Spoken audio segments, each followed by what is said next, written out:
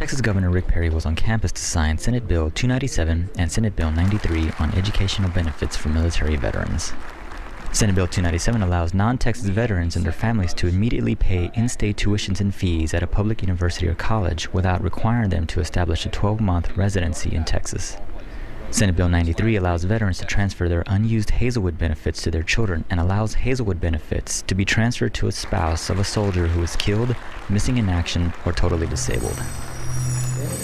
Well, bringing people like our veterans into the state, and when I talk about that, this piece of legislation, no matter where you're from, if you come to the state of Texas 30 semester hours per year, then the tuition is waived. That's a big deal, upwards of $8,100 a year. Luring that type of disciplined, focused, mature individual into our state, I think, serves Texas well. But it also sends a message to those men and women in uniform that we appreciate their service. We appreciate that they've sacrificed, and in some cases, they didn't come home intact.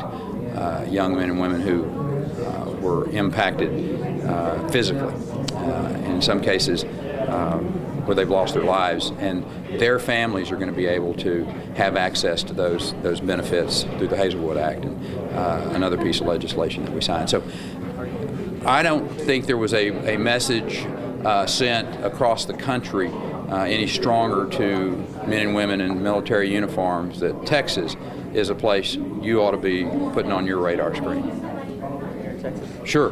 When you think about the cost of education today, and I think we all have concerns that the cost of education is becoming a major burden. Being able to help reduce that burden, particularly, again, on people who have that mature, thoughtful, disciplined approach to life, not only is it good for them, it's good for the state of Texas.